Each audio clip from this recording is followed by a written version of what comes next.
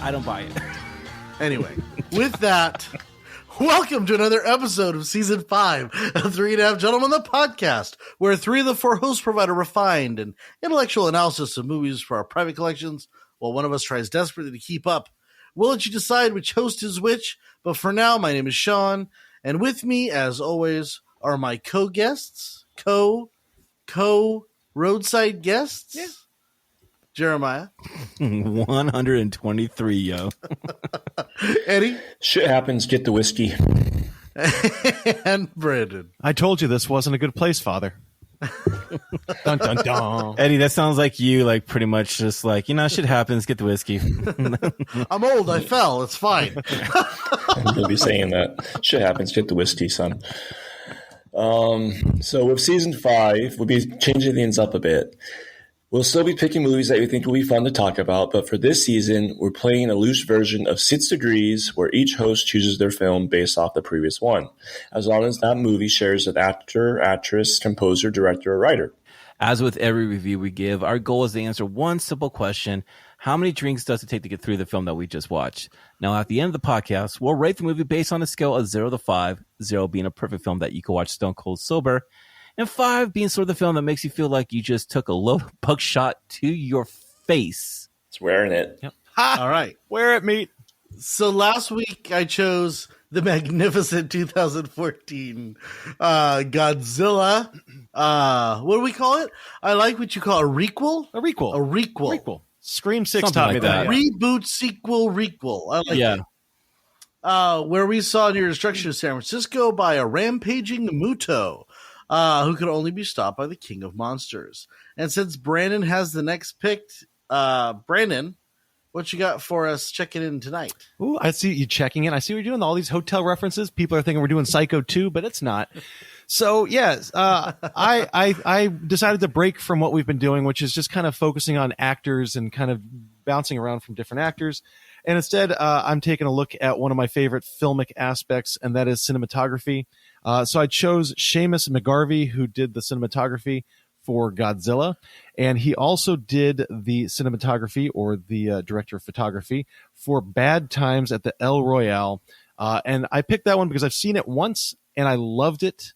And so I wanted to see it again, and also I wanted to share this beautiful wealth of excitement with my besties, which would be Jer and Eddie. And Sean, you're still my bestie too, but you've already seen it also. So this is really for the brothers. I just threw that out there. Yeah, it is for the brothers. This is the first time here on my side. So yeah. Long-time listener, first-time watcher. I was going to say, the first time I saw it, I was on a plane. I cannot remember where. I want to say with London. I was coming back from London. And I think I got off the plane and I called Brandon. I said, "You've got to watch this movie." And I think that I was a little drunk. I'm going to say just a little drunk, but it was better the second time around. Oh, yeah. Go ahead, Jeremiah. Sorry. No, don't worry, guys. Everyone, we're talking about the 2018 Bad Times at the El Royale. Tells the story of 4 strangers whose lives are coming crashing violently together when they wind up checking in at the El Royale, a motel that lies directly at the California-Nevada border. So as the story progresses, we see that no one is who they say they are, as skeletons get dragged out of the closet and the body counts start to pile up. Written and directed by Drew Goddard, Bad Times at the El Royale stars Jeff Bridges, Jon Hamm, Cynthia Erivo. And she will become a household name here in about 6 months. 4 months. 4 months. That's a pretty wicked thing to say. Yeah. She's pretty big right now, but yeah, she's going to be like superstar. And I'm sorry, Dakota Johnson. And also, not Thor, but just dreamy and shirtless Chris Hemsworth as well. This movie has earned an IMDb rating of 7.1 out of 10 and a Rotten Tomatoes score of 75% with both critics and the audience, which is kind of fucking weird. Both of them are like in the same. Yeah. Well, it's kind of that movie. It's kind of that Quentin Tarantino meets like avant-garde type movie where I think people can kind of go, yeah, this was kind of bitching. Anyway, yeah. As with every movie that we review, we try to pair our selection with a cocktail that we hope will enhance the viewing experience. Ed, what do we got at the hotel bar tonight? Oh, that's good. Ooh. Jack Torrance. Yeah. Coming close. I thought Brandon, Father O'Brandon was going to give Stu like straight whiskey. Would have been just cool too. But this drink is also a good one. So listen up. This drink comes to us from Pinterest, the good old Pinterest, and it's aptly called the Bad Times at the Royale Cocktail. Right? I mean, is this called what it's called, right? That's what he said. The Bad Times at the Royale Cocktail. Very straightforward. To make this drink, you'll need to combine 2 ounces of bourbon, 3/4 ounce of lemon juice, 3/4 ounce of simple syrup. Stir that up. Put some ice in it and garnish with an orange. It's a simple cocktail to make, and you'll like the movie. Pat's unexpected punch. So it's basically a bourbon citrus type, almost an old fashioned, almost an old fashioned. And see, I like a little bit more simple bitters syrup. either. So I like the simple syrup. If Brandon could have anything on the planet, it would be more sugar, simple syrup, more sugar, whatever it is. Put some gummy worms, especially in his cocktail. Mm-hmm. Anyway, so let's talk about the cast, because I think that not only is this movie super unique and super different, but it also has a cast worthy of a Quentin Tarantino movie. Mm-hmm. You've got up and coming actors, you've got old time actors, you've got Chris Hemsworth coming off of, I want to say, Avengers 2, which would have been Age of Ultron. So you're 2018, no. Infinity War, buddy. Yeah. So he was coming off of Infinity War, so he was hot. You got Don Draper, and I mean, I just thought the star-studded cast was phenomenal. Any I agree. thoughts? Yes, I'm going to jump at this one, because one of the reasons this movie is, to me, so fucking enjoyable is because of one guy, and that is Jeff Bridges, who brings such a gravitas to this movie. I think that he just takes the wild zaniness of the movie and he grounds it in such a likable way. Like, I mean, Jeff Bridges cannot, I don't think, play a character that you hate, that you don't like. I just can't see that one happening. I think that we're always going to root for him. And the fact that we get him being this kind of Alzheimer-ish, eccentric, bank robbing father who isn't really a father, to me, he brought such a beautiful kind of distraction from a lot of the craziness that was going on. And I just think that he grounded the rest of the cast in a really, really beautiful way that I think we see at the end when they're all, having that really tense standoff. You get Jeff Bridges just fucking owning every single scene he's in. I agree with you, but I think that he was made better by the rest of his ensemble. Because and I'm not no shade on Jeff Bridges. He was magnificent, and I totally agree with you. But I was blown away by how much I like Jon Hamm. Mm-hmm. And I have not seen Jon Hamm in very many movies. I want to say the one with the driving. I liked him in that with The Town. Baby Driver. Baby Driver. No, Baby Driver. Baby Driver. I thought he was great in that. The Town. I haven't seen it, so I can't say what. But I know. You guys have been talking about that movie, and I've been trying to avoid saying that. But I just thought that you had some balance in the movie, like Brandon said. You had kind of someone who was anchoring the movie, like Jeff Bridges, but then it allowed all the other characters to really show their eccentricities. And to me, this was a play.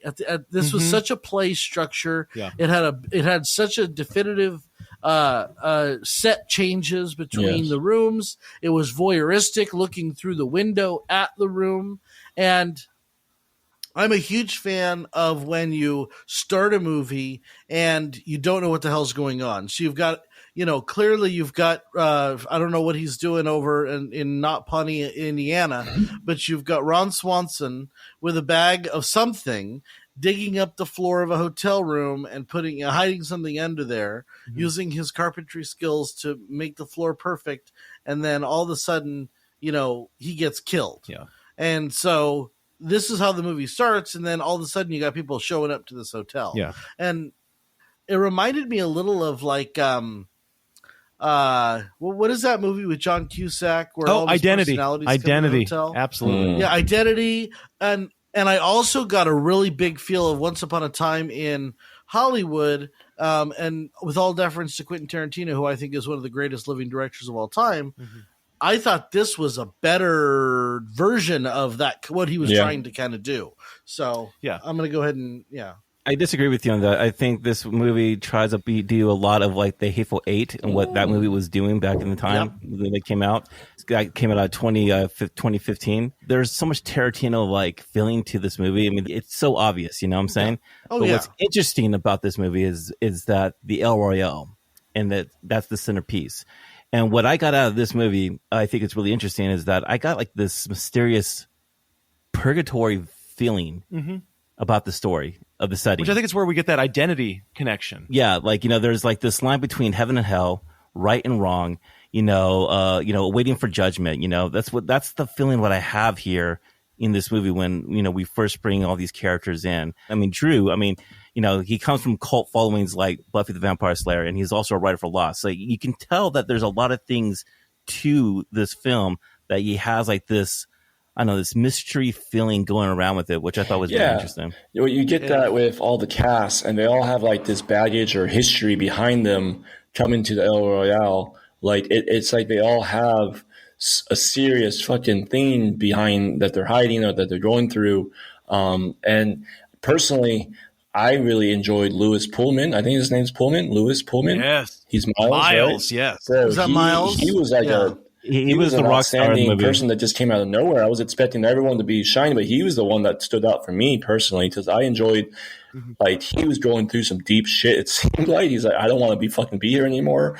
Please forgive me, Father. Like he was just, and then it was just like he pulled it together for me. I enjoyed seeing him, and then I know Billy Lee over here, Chris Hemsworth was like a Charles Manson type of a cult following, and he walks in, he's a beautiful man, so he's definitely plays that part pretty amazing. Yeah, but I really enjoyed Lewis and his character he's played, and I thought same thing, Quentin Tarantino mixed with like this new age of movie that I don't think people do enough of, and I enjoyed it with the different all these different stories, but they're cross-referencing each other all nonstop. It was kind of a reverse whodunit, a kind of a Glass Onion style, like kind of.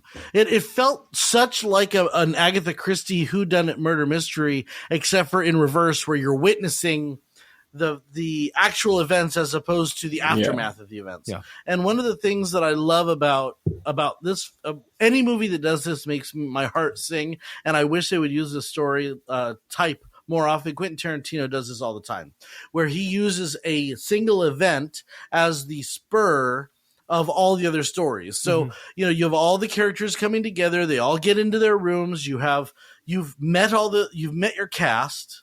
And then all of a sudden one event kind of starts the tumble of the avalanche. And in this case, it was the gunshot that hit Jon Hamm and Miles and sent the preacher sent Jeff Bridges running, and Cynthia Erivo's in the parking lot and witnessing it. And you've got all this kind of this action surrounding one event, and then you look at it from different characters' perspectives. And with the panel system that they used, by saying room 4, room 5, room 6, or whatever, Billy Lee, they really were the honeymoon suite. Yeah, they were really able to compartmentalize the story into really manageable chunks. It almost felt more like a TV show condensed into 2 hours as opposed to like this long form movie. Yeah, that's good. One of the you hit the nail on the head right there.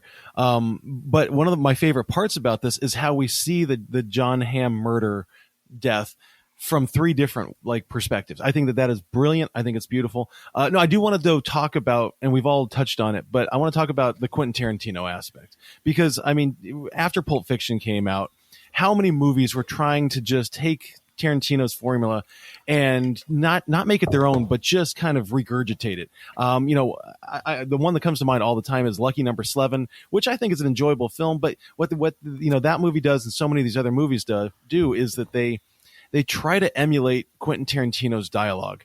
And the reality is that nobody can write characters who are quirky and strange and talkative and brilliant, but at the same time idiotic as well as Quentin Tarantino does. And that's one of the reasons why I think that he's an absolute, put him on the pedestal, and we're going to be watching and studying his movies for decades and decades and eons. What I love about this movie is that it is so Tarantino, but instead of it saying, I want to be a Tarantino movie, I want to take a Tarantino event, right? Like you said, Sean, and Goddard, he makes it his own. The dialogue to me is much more enjoyable at times in this movie than a Tarantino, because in Tarantino it's so cartoonish, it's so fictionalized. Now that's not to criticize Tarantino, but what I saw when I watched this movie again and really tried to analyze it is that this is a movie that knows what it is, but isn't trying to be something, it's being unique. The dialogue to me felt so much more natural. And I don't know if you guys felt that too, but I loved seeing the dialogue being conveyed in the way it did. I'll go you one step further, and it is to me very much like a play, in that you have each character dominates a scene and has their own soliloquy or whatever you call it. I don't know what you call it. That's good. Shakespeare called it a soliloquy, but basically, the first part of the movie, I would say the first stanza of the movie, where you're having the characters arrive, especially Father Flynn and Cynthia Erivo's character, and they're waiting for Miles to get there. That scene is so dominated by Jon Hamm. Yeah. He does all the talking, all the action, all the moving. That must have been 20 pages of dialogue that he chewed up. And he's got that accent, and he's got that terrible suit, and he is buying into this idea that he's a vacuum salesman, which I think is funny, because he works for Hoover. But you have this character who is the first to show that he's not who he's pretended to be for 10 minutes. So it's like Goddard spent 10 minutes, the writer and director spent like 10 minutes establishing a world and establishing a character, and then immediately abandoned the character and made him a completely different character when he's on the phone with I can't remember if his daughter or his son. But Jon Hamm, yeah, he definitely, just that whole scene of him being in his honeymoon suite and how he wanted that, and instantly, he's not a vacuum salesman. He's too much of a good, sweet talker. But overall, he just breaks it down, and his good side of himself couldn't stay out of the mess. Like his police, I don't know, his officer side, like, I have to help. He instantly thought someone was being kidnapped, and it ended up chasing him down the wrong rabbit hole when he probably should have stayed to his own business and did what he was supposed to be told. Well, he was told. But it makes you think, like, who's really behind this hotel? Right from the very beginning, it's like, what the fuck's going on in this hotel, man? Yeah. See, and that's the problem with this movie I have here. I mean, I wish they could explore more about who's management. I mean, That's the question I wanted. I wanted more of the history of it, Why is there lost souls going to this here? In a lot of ways, this movie reminded me of The Shining, as like Miles being the caretaker of every, purpose and what he needs to do here. But I thought that was an interesting thing. Like, they didn't explore more to that, and I wish we would have got more on that. And I know everyone's gonna be like, well, it's the characters. You need to focus on the characters. I'm like, well, no. The El Royale is a reason why these characters are there. Well, first off, there's more to that. Let me just say this real quick, Jer. More to that. I do want to ask you, Jeremy and Eddie, were you guys surprised when Jon Hamm gets blown away at that point in the movie?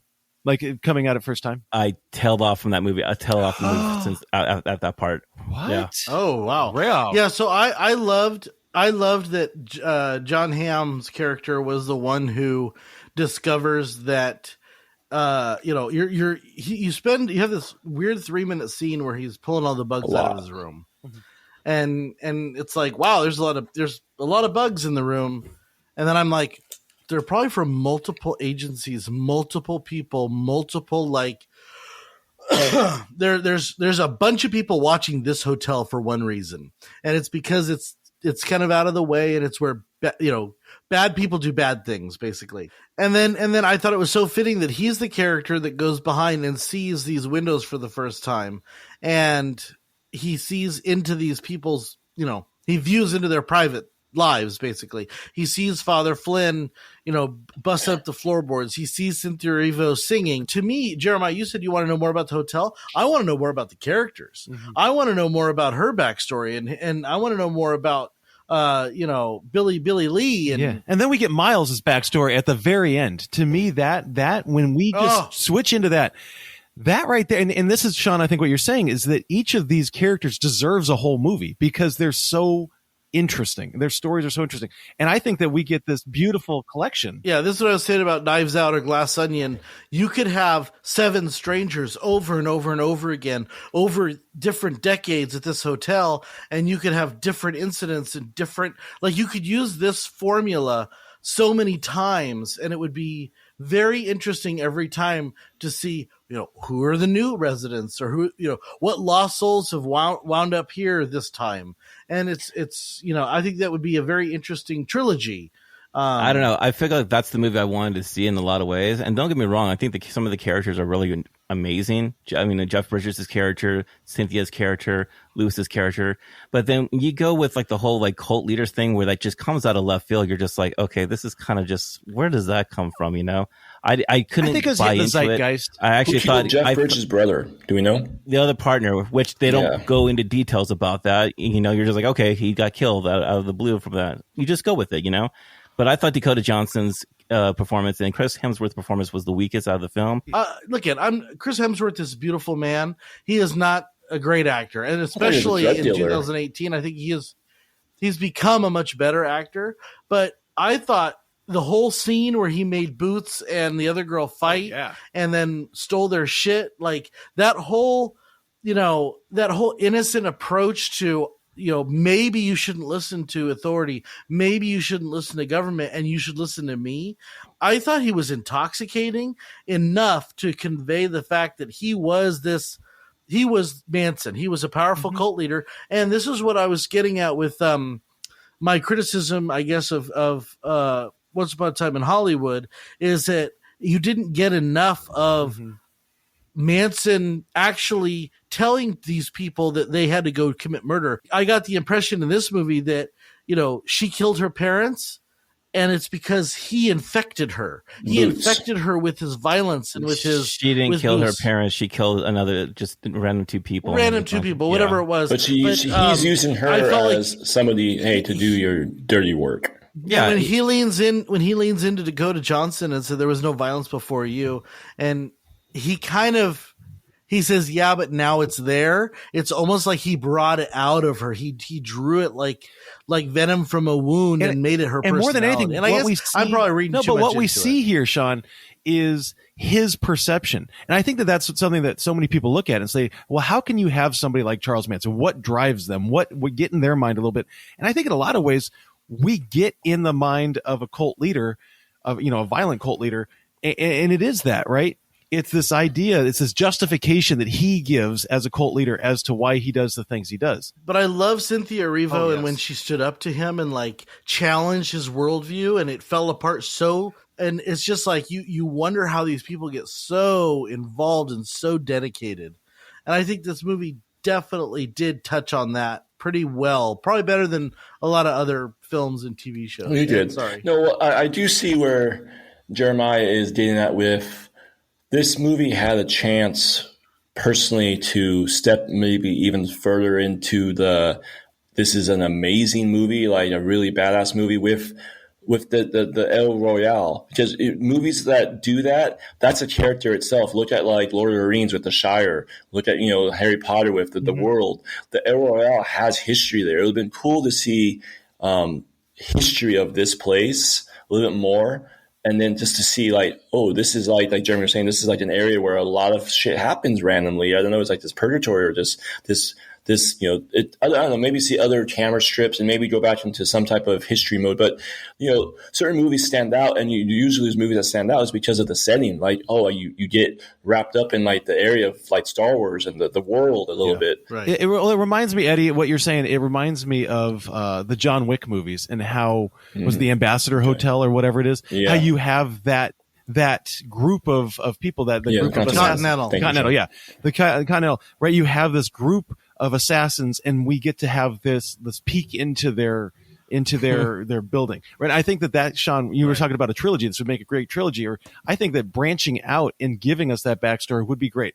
But a movie that gets a 7.5 on IMDb isn't going to necessarily draw that kind of sequel attention. But I think it's interesting.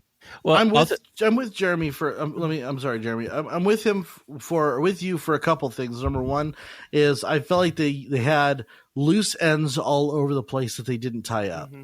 We really never knew who was on the film. It was indicated that it was JFK. I think it was JFK, but I'm still not sure. Yeah. But you're saying 69, and IMDb is suggesting it was 67. I'm not sure. If it was Kennedy, and we're assuming it's Kennedy, right? Yeah, it'd have to be after his death, with 69, right? Yeah. Well, he died in 1963, but it could have been.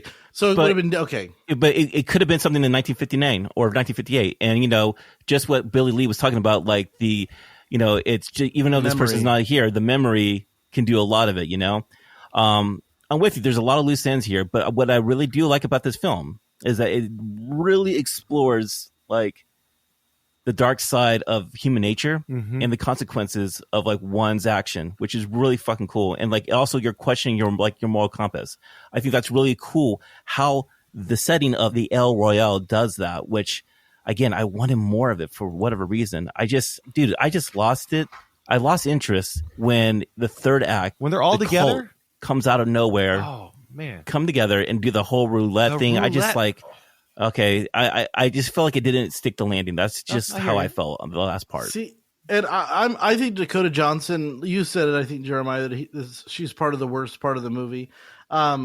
She and Chris Hemsworth, she had 4 lines. I mean, she barely had any type of ability to develop her character, I felt like. And when they're sitting there with roulette and she gets killed, I feel like I cared about her more than I should have cared about her, if that makes any sense. Like, I actually was like, oh my gosh, she just like, it shocked me. Well, it was another shocking death. Because I thought for sure he was going after Miles. You find out that she has justification for doing the things that she wants, and her justification is to save her sister. I mean, for sure, she has that innocent side, even though she's not innocent, that we root for. And what I love about this movie is like a Tarantino movie, absolutely no one is safe, right? All the characters that you end up liking, I mean, Miles, that there is, that's a death that hits hard. I mean, we don't like the guy. We don't really know the guy, but we get that 4-minute backstory of him, and we're like, holy shit, this is a decent confession. Guy. Oh, God, that confession. This movie came out 6 years ago, right? 2018. And you look at Lewis and Cynthia, and it's just really interesting to see where they were at and where they're at now. They're powerhouse actors, man. Cynthia's going to be a fucking star by the end of the year, and Lewis, his resume is just like, going up and up and up, I mean, this is Bill Pullman's son, for Christ's sakes, And that was supposed to be Tom Holland. Was that supposed to be Tom Holland? Are you kidding me? I'm glad it wasn't him. I'm super happy. Lewis is a fantastic actor, man. So Chris Hemsworth, that scene where he did the roulette, I like that scene, because I was thinking in my head, is like, okay, she chose red and Lewis chose black. Either way, he was going to spin it to, if it lands on red, that means I'm going to shoot her. If it lands on black, I'm going to... Yeah. He didn't give the rules. He was already going to kill it. That's how you have to... This guy was sick in the head. He was... The only thing that kept Boots from fully being his was his sister, so he had to get rid of the sister. It's like... even like Eddie was saying, he doesn't tell you the rules before he says we're in the middle of a game. And it's the type of people I don't think Chris Hemsworth's a great actor. I think I said that twice, but at the same time, I felt intoxicated by his movement, by the way he embraced the character. I thought he was messianic, kind of a bright star in the movie. Like, I thought he was great. At one point, I was never terrified of him. That's what I'm trying to say. Maybe I was never afraid of that guy at all. That's fair. That's very fair. I could agree with you there. Absolutely. Yeah. But he was intoxicating for some reason. Like, it just, I mean, I read something that he lost 30 pounds for this role. son of a bitch. I mean, I think he lost the 30 pounds after Infinity War, but not necessarily for the role. Oh, I thought it was for the role because he was trying to get like more of a leaner look or something like that. And I'm like, damn, even when you lose pounds, you look fucking amazing. This guy is Trojan God. I mean, what the God? What the hell is this guy, man? So yeah, no, and that's the thing is he is beautiful. That's there's no doubt about that. So moving into something that Jeremy we all know loves. I want to talk about the music. I want to talk about not necessarily the score, but I want to talk about the use of 50s pop music and I mean everything from Cynthia Erivo's character, but just Perfectly in the placed. jukebox. To me, that, and we've talked about this so many times, that music is one of the make or breaks when it comes to movies. And to me, the music in this film helped to make the movie what it was. So I just want to get you guys' take on the music. What I do like about the film is like the music was like tastefully choice, right? They didn't just go and choose like the most popular songs of that time.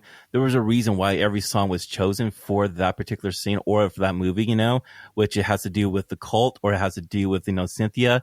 I mean, I think the music placements were pretty fucking awesome in this movie, you know? And I actually like how Cynthia, they didn't do any pre-recording for her voice. That was her singing During live the movie. During the movie. Just the talent that actress has, you know, it's like she's already like, you know, an established actor. She's great.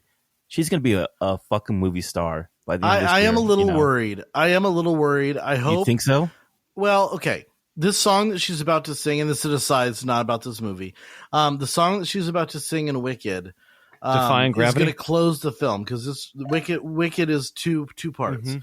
This is what's going to make or break, I believe, her career. Oh, man. And if they start comparing her to someone like Idina Menzel, I'm worried that she's not going to hit it exactly like Idina would hit it, and she's going to get trashed for it, where I hope she makes it her own. I hope this is one of the most beautiful songs you could imagine, Defying Gravity. It's gorgeous. And I hope she does her own thing with it. Fuck the critics, knocks it out the park. And I hope she just embraces it because she's got such a gorgeous voice. You know, but that's always the fear that I have because when you look at, especially musicals of the past, nobody's ever going to be, Sound of Music. Nobody's ever going to be Julie Andrews. To try and be Julie Andrews, Good point. that's what happened with the new Mary Poppins, right? It just like it's not Julie Andrews. So I just don't want her to get wrapped up in that because I think she's got a once in a lifetime voice, and you know, this is a moment of her career that's very precarious. What do you guys think about the songs, Eddie? Because I got a question I'm going to ask you I afterwards. enjoyed every song that came out on the jukebox. The jukebox is when I enjoyed. I felt like it was chosen. I got a little chuckle when Jeff Bridges. He was like, "Who sings this? Like who sings this?"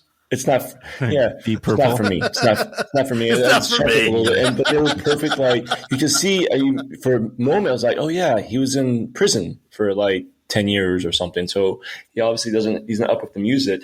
And I thought every scene had a great little vibe of the feel of being, I don't know, I got a lot of, what's the Woodstock feeling? I don't know, that the Woodstock era vibe here. Yeah. So, Well, that was what's so funny is you kind of went from Woodstock back to like 1950s because you had Edward Starr, Motown, 25 Miles to Nowhere. Yeah, Motown, very, very much Motown. And then she sang a song, Can't Take My Eyes Off You, which is Frankie Valli and the Four Seasons. And she also sang Unchained Melody. Yes. Unchained Melody, which was God, gorgeous. how good But did she what do was that the other one? one? She did one that was actually remade by Rod Stewart late in his career, and I cannot remember what it's called. And I'm looking at the set list, and I don't recognize it, but it was the first song she sang, Through the Window. And I was like, oh man, she's so good. And she starts and stops and like she's getting it perfect. And it was so raw. She was so raw. There's a good scene where she was seen where Jeff Bridges was tearing up the thing, and you can see Dakota Johnson. That was probably a good scene that she didn't need to do anything. She felt that like she could feel, it made her cry almost. She was just looking at her and she's like, she has a beautiful voice. Yeah. And that was a good little moment there that I actually enjoyed. I love the movie when they were actually working together in a way, after she smashes the bottle on the guy's head, Yeah, but I actually like how their characters, there's just something special about those characters, being together in a way, they both find some type of salvation with one another. But my question is to you guys, what is your favorite part in this film? What is the one scene that you just love so much that you just want to keep with when you think about this movie? What is the one scene that you like so much? I'm going to take it, Sean, Brandon. before Sean takes it. Absolutely. It's Pullman's confession. And the way that, and I'm going to go back to my boy Jeff Bridges, the way that Bridges is shaking his head, and he doesn't want to do it, but he realizes that Pullman's character, that Miles, needs to get that off, and he finally just gives in, and he says, we see just how good of a person his character is.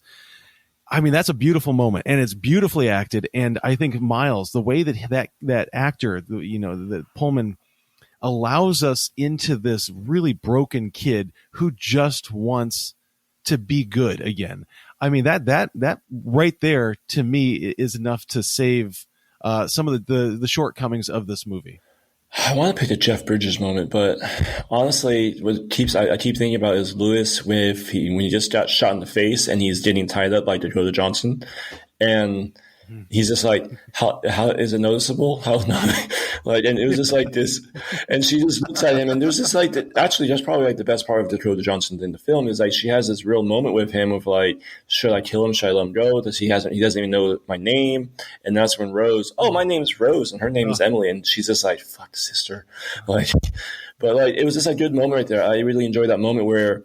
You saw the innocence of Dakota's, I'm not really trying to kill anyone here. I already killed one more than I wanted to. I was trying to kidnap my sister and bring her back to salvation. And then, now I have no idea what to do with you. But Lewis held that scene because he was just you had this feeling of I've seen many dirty things and I've kept it all secret and you have nothing to worry about with me. It was just a very wholesome, not wholesome, but very realism maybe is the word. My favorite scene actually, and as I kept saying, I've said in this episode, I just wasn't a really big fan of the ending, but my favorite part of the movie is the ending when Cynthia is singing Unchained Melody, and Chris's character Billy Lee just says, "Stop! I've heard better," or something like that, and then that made Jeff Bridges' character lunge at him. Because how dare he fucking say that to her, you know what I'm saying? Mm-hmm. And that part was one of the best scenes right there where he's just you know what? Fuck you for saying that to her. I'm going to tear your fucking limbs up. Yeah. And he's a dangerous person. I mean, you heard the story in prison. He paralyzed someone because he's a badass motherfucker and shit, dude. Yeah. And he was going to let him say that to her during that time, dude. And I love that scene. That was one of the best scenes in the movie, I thought. Nice. And not to compound on that, Jeremiah, but right before that, is where they asked him his real name and he can't remember, which is some of the best acting. I mean, did I tell you my name? He is lost in his own world so beautifully. And then that's what pulls him out. And it's just, anyway, my favorite scene has to be Cynthia Erivo and Jeff Bridges in the car when she's got him at gunpoint and he's describing the plot of this movie, essentially. He's literally sitting there. They've just witnessed Jon Hamm die, and he says he has this scene where he says the last thing you want is to be out in the woods with a gun, and I'm like, it just brought it to this this pause where I always thought Cynthia Erivo didn't have any skin in the game. Because she's the only one who's not there for nefarious purposes doing stupid shit. She's literally just using it to go to Reno. That's all she's doing is singing. Mm-hmm. And all of a sudden she's implicated in this and it's something that's out of her control. And now she's going to make a decision that is, and from that time on in the movie, she changes as a character that she's out for her best interest. And I think that is a beautiful turning point brought on by societal pressures and societal prejudice that just kind of really crystallized in a moment. I love that.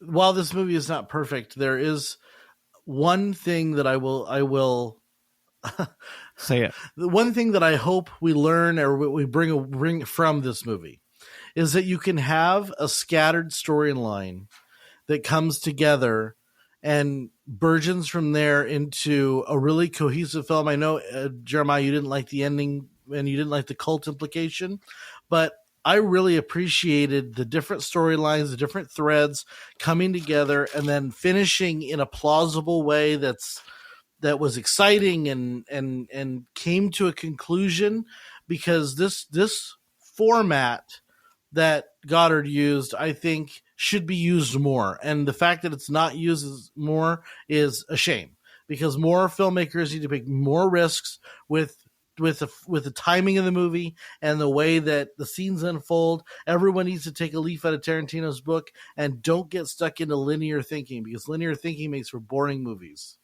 I appreciate you saying that, because this movie has like a lot of 90s vibe to it. I mean, if you put this movie in the 90s, I mean, you wouldn't miss a beat, right? But it does have its own little thing to it where it doesn't, like, you know, it's not a mirror of Tarantino, you know? Mm-hmm. There's vibes to it. But Drew is such a...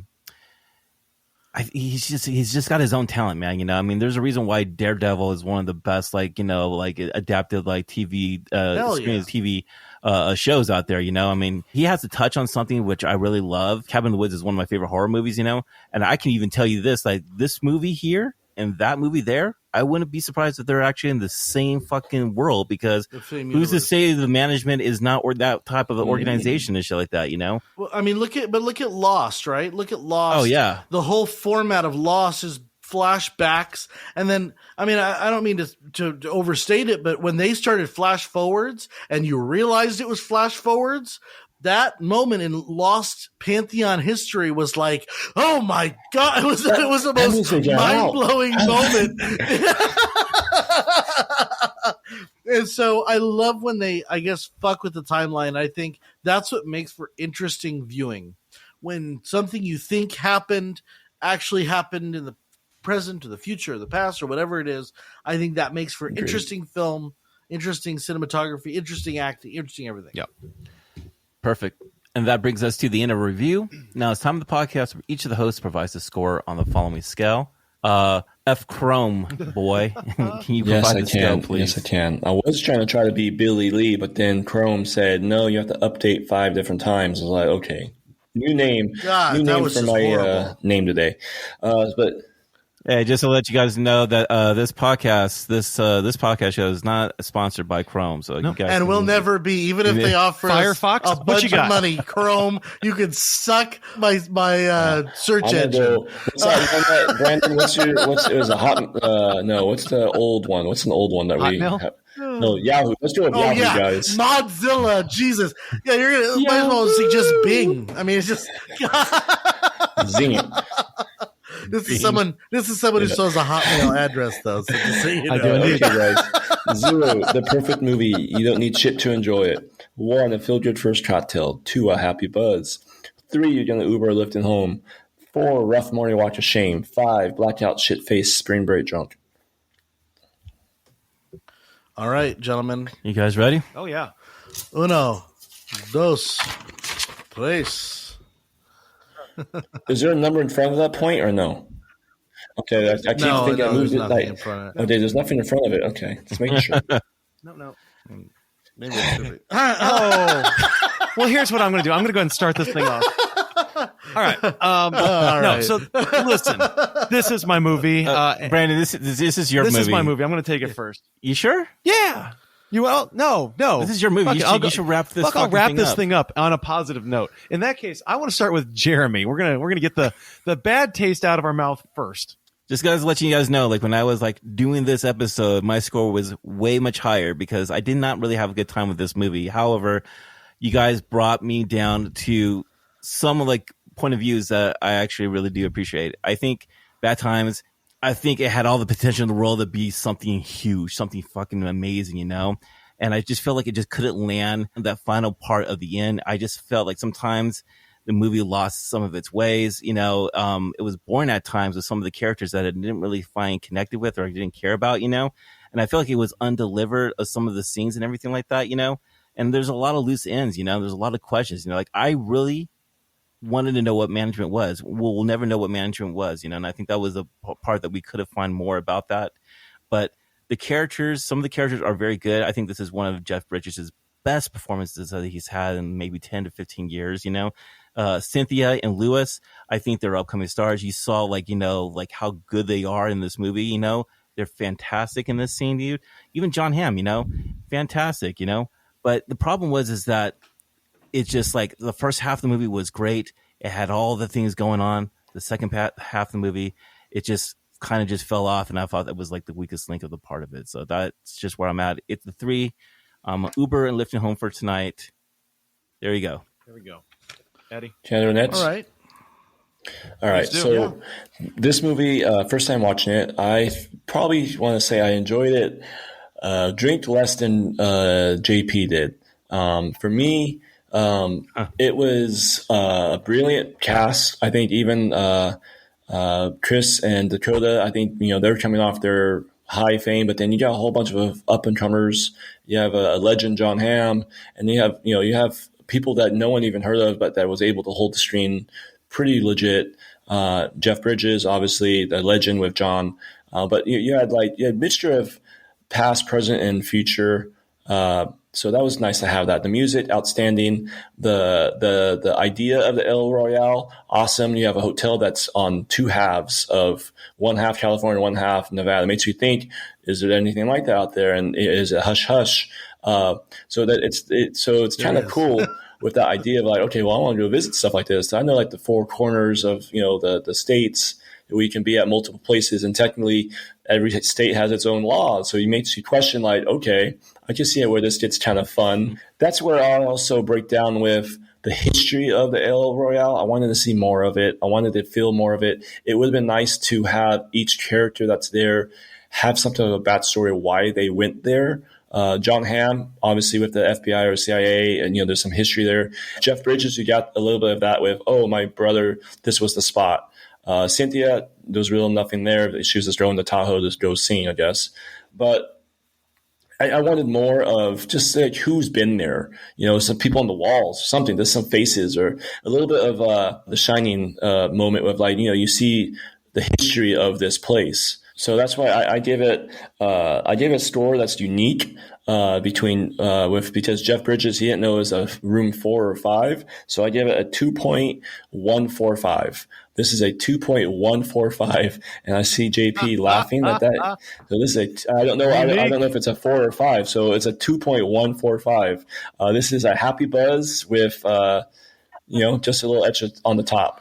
A 2.145. Fuck you, Brandon. You're next. Okay. So by the way, that name comes from the fact that Brandon rushed me because Chrome wouldn't update. Stupid fucking. And Brandon was pushing you, huh? He was just like, "Get here! It's been 5 minutes." Yeah. Well, I said I need 10 minutes. He's like, "Is it 10 minutes still on?" I'm like, well, it's been 4, so just give me a second. Anyway,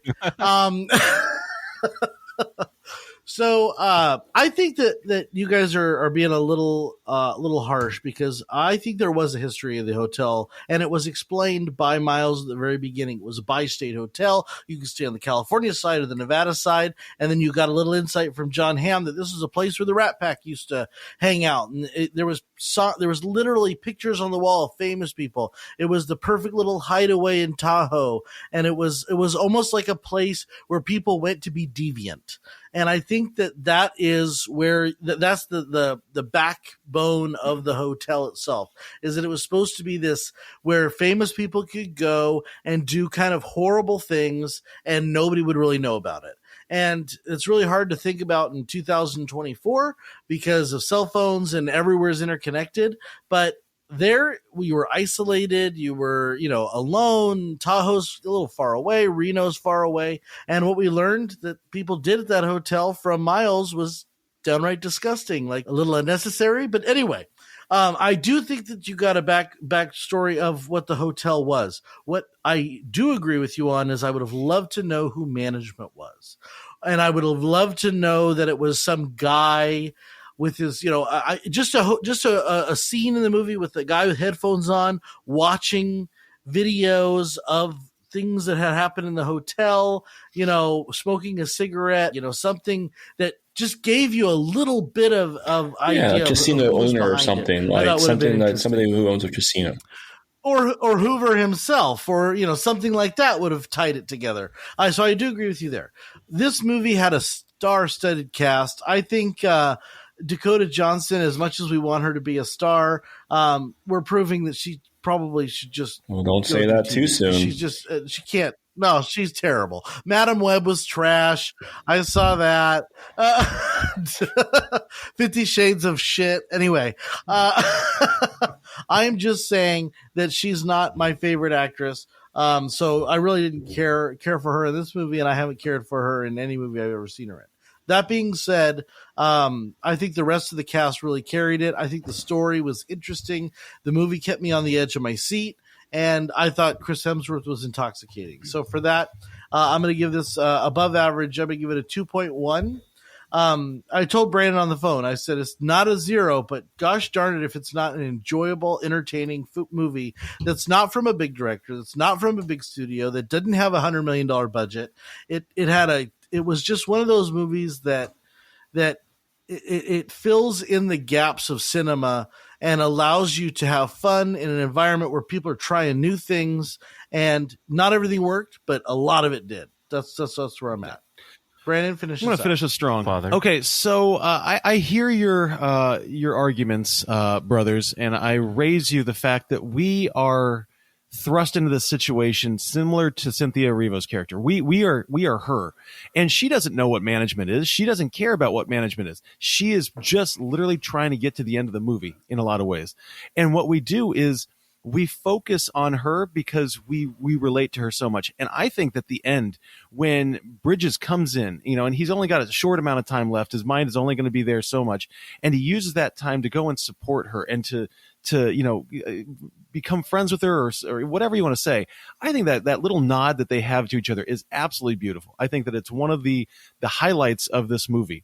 What I love is when I go into a movie, whether it's a theater or sit on my couch, is I love the feeling of being unexpected, right? I love the idea of not knowing what's going to happen. I remember the first time I watched it and Jon Hamm gets shot and killed 25 minutes into the movie. And I thought, what the fuck just happened? I love when I feel not uncomfortable, because that's not what I'm saying, but this idea of expectations being subverted. This movie subverts absolutely every expectation that I had. And I think that is something that we have to honor and say is unique. I know that the whodunit mystery is not anything new, so Sean, don't jump on me yet. But I do think that this movie paved way for next year after this one came out for the Knives Out and for the Glass Onion. I mean, everything down to Jon Hamm's, Colonel Sanders' accent at the beginning. You could say, well, that's where Daniel Craig might have gotten a little bit of influence from. And I think that if we're looking for this idea of a movie's effect on cinema, then this movie has had a bigger effect on cinema than maybe we tend to realize. I think that this is an absolutely star-studded, as Sean said, ensemble cast that play beautifully off of each other. Dakota Johnson, I'm going to go along with everybody. I don't like Dakota Johnson. I've never seen a movie with her that I've liked. I don't know enough about her to really say that, because I've never seen 50 Shades. I doubt I ever will. And the reality is that I ended up not hating her in this movie. I didn't like her, but I didn't hate her. I thought that Hemsworth, he may have had a little bit of the pretty boy face to him, but at the same time, that's exactly the character he's playing. So I'm giving this a 0.85. I think it's better than a feel-good first cocktail, because this is a movie that keeps me guessing, it keeps me thinking, and that's exactly what I want a movie to do. So huzzah, Drew Goddard. I think you're great.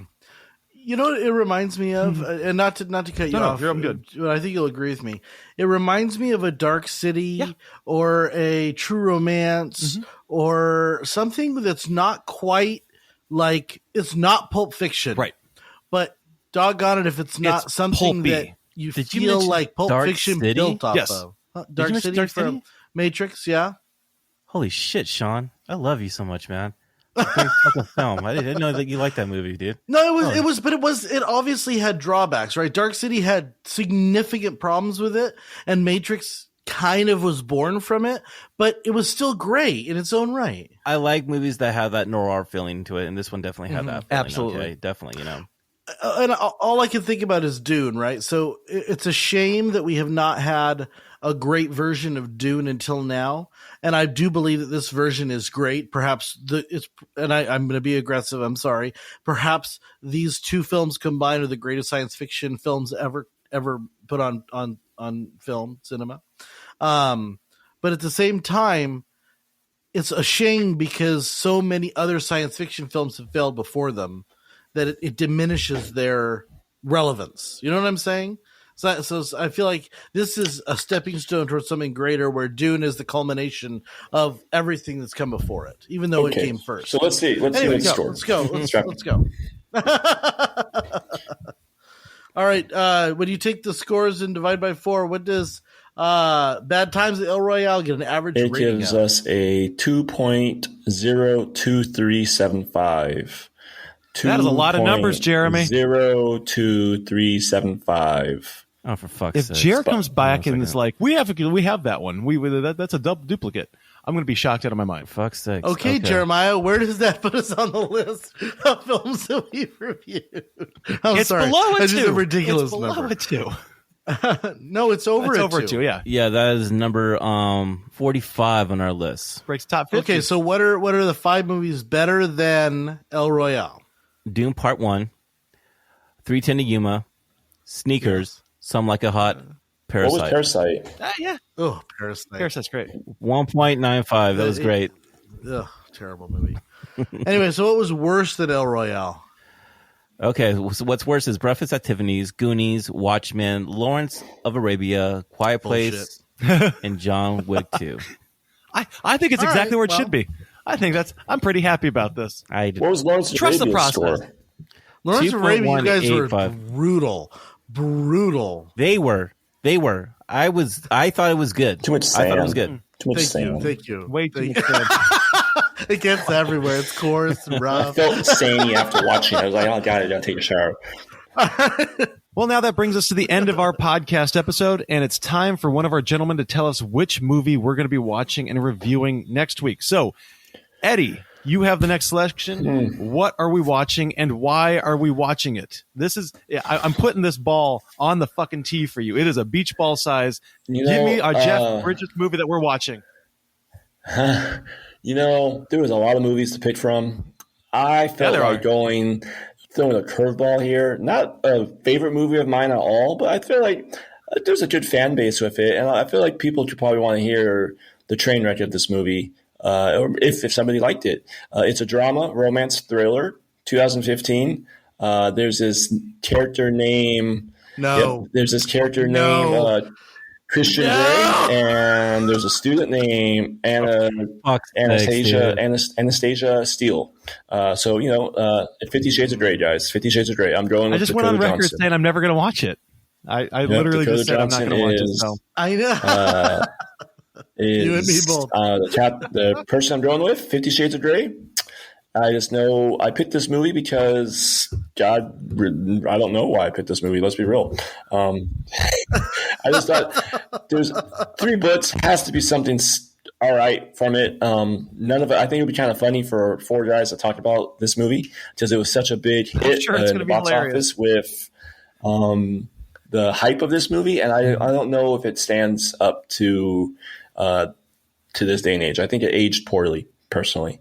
Let's go, horny moms. You're going to enjoy this one. We'll find out. 2015, I feel like a lot of moms might be wanting to watch this episode. 2015, 50 Shades of Grey, guys. I literally thought I would never have to see this fucking movie. I literally thought I can go with my life without seeing this fucking movie. The franchise made over $1 billion. Eddie, have you seen it? Eddie, have you seen this movie? It made over $1 billion. I have. Yeah, of course he's seen it. Of course. He's seen it like 15 times. Saw it once. So 50 Shades of Grey, the first one made $569 million. The second one made $381 million. The last one made $372 million. So collectively, we're talking about $1 billion franchise. You read Twilight. Sorry. Jeez. Twilight is a gem. Sorry.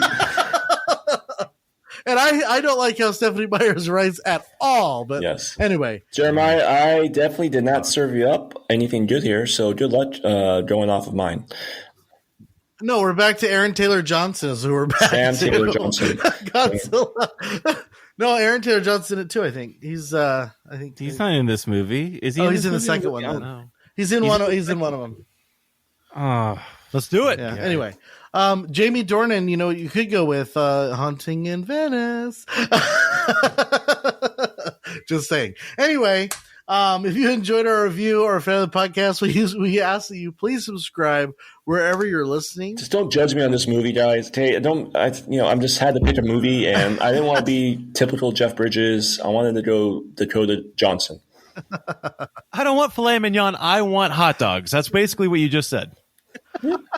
This ain't hot dogs. This is like the hot dogs that aren't the hot dogs that aren't all beef. They're not Nathan's. They're like the weird ones you get on the corner that might contain dogs. This is a street dog. It's a street dog. Oh man, it's the one in New York where we were all walking out. And I really wanted a hot dog, and I looked at the cart and smelled it, and I was like, "Yeah, I think I'll take my dysentery somewhere else." Thank you so much. Rolling around there for 3 days. A witch finger. Oh, fuck, dude. This is gonna be funny. All right. Well, thank you all for listening, and we'll see you next week for 50 Shades of Grey. 50 Shades of Grey. Okay, you kinky motherfuckers, we're doing this. Cheers, gentlemen. Cheers. Mr. Grey will see you now. Is that what he says? He doesn't say shit. His assistant. I read like the first 2 chapters, and I was like, Oh. no.